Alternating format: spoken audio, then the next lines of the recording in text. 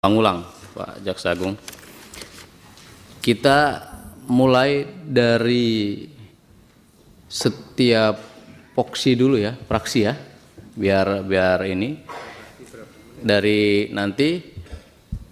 Kita mulai dari 5 menit atau 7 menit kita bicara nih. 5 menit ya, kita 5 menit ya biar waktunya bisa disesuaikan semua. Ya boleh dari Golkar, Pak Bamsud silakan. Ya, makasih. Assalamualaikum warahmatullahi wabarakatuh. Pimpinan anggota Komisi 3 yang saya hormati, Jaksa Agung dan para pejabat utama Kejaksaan Republik Indonesia yang saya banggakan, para Kajati yang hadir dari seluruh Indonesia. Saya senang sekali setiap kali bertemu dengan Pak Jaksa Agung ini, makin hari makin muda saja. Semoga semangat muda beliau juga menular kepada kita dalam ruangan ini.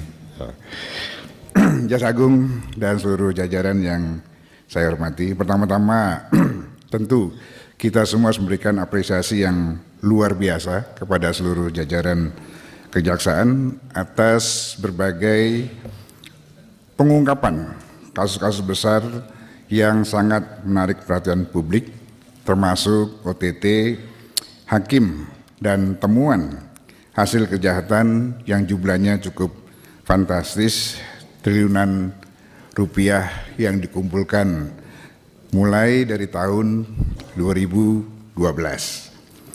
Kita semua tentu benar-benar terkejut, ternyata selama ini penjaga pintu terakhir keadilan masyarakat telah jebol juga.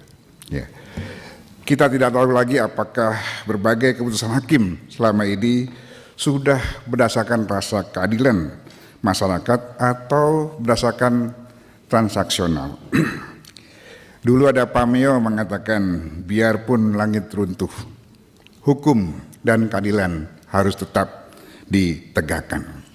Faktanya hari ini langit tetap utuh, hukum dan rasa keadilan masyarakatnya yang runtuh. Untuk itu sekali lagi saya memberikan apresiasi.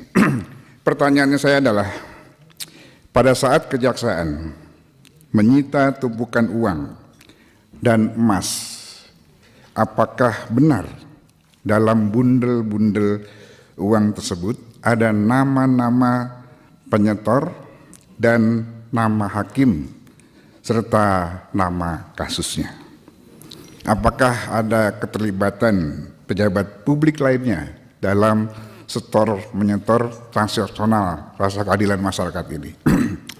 Itu yang pertama. Kemudian yang kedua, Presiden kita Pak Prabowo Subianto telah berkali-kali menegaskan, termasuk juga pada saat Pak Jaksa Agung kemarin digembleng di Lembah Tidar, Malang, dalam bahwa beliau ingin dalam penyelenggaraan pemerintahan beliau bersih dari korupsi dan bebas dari perbuatan tercela.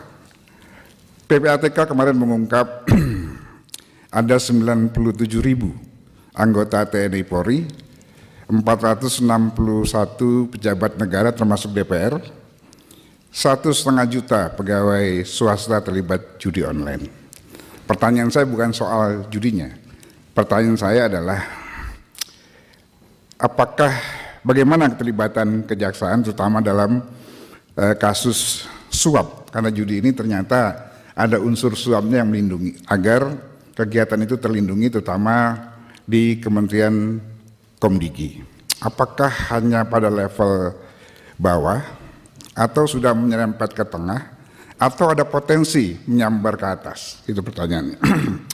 Lalu karena ini melibatkan pejabat negara penegak hukum, apakah di kejaksaan ada pejabat atau pegawai yang terlibat judi online? Kemudian kita juga menarik ketika Menteri Pertanahan yang mengungkapkan bahwa untuk memenuhi 3 juta perumahan rakyat, kita akan pakai, kata beliau, tanah-tanah aset kejaksaan yang disita dari hasil kejahatan untuk membangun 3 juta rumah. Pertanyaan saya adalah apakah kejaksaan telah melakukan analisis terhadap adanya permintaan dari Menteri Perumahan tersebut tentang penggunaan atau pemanfaatan lahan yang telah menjadi aset negara atau disita dari hasil kejahatan.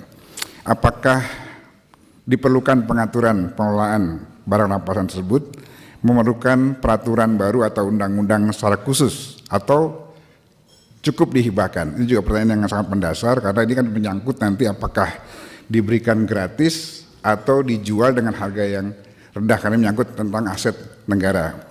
Ini juga sangat mempengaruhi merah dan birunya posisi neraca keuangan negara.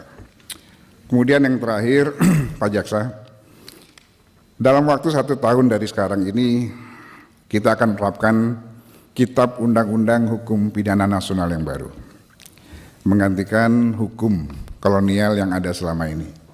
Kita sepakat bahwa KUHP yang baru ini telah memberikan harapan baru di mana penekanannya nanti tidak lagi pada sanksi pidana berupa pembalasan atau pemenjaraan seperti yang kita kenal dalam sistem kolonial, tetapi lebih mendepankan restoratif justice atau keadilan restoratif yang berintikan pemulihan hak-hak. Pertanyaan saya adalah apakah bagaimana kesiapan kejaksaan dalam menerapkan KUHP ini, terutama dalam hal pembuktian pasal-pasal baru dalam KUHP, misalnya delik santet yang saat ini telah masuk dalam KUHP. Demikian pimpinan yang bisa sampaikan. Terima kasih atas kesabaran kejaksaan mendengarkan beberapa pertanyaan saya. Assalamualaikum warahmatullahi wabarakatuh. Assalamualaikum warahmatullahi wabarakatuh. Terima kasih Pak Bamsud. Kita mulai dari Poksi PDIP. Siapa? Pak Izin pimpinan. Stefano. Oke, silakan. Terima kasih pimpinan. Assalamualaikum warahmatullahi wabarakatuh. Salam sejahtera untuk kita semua.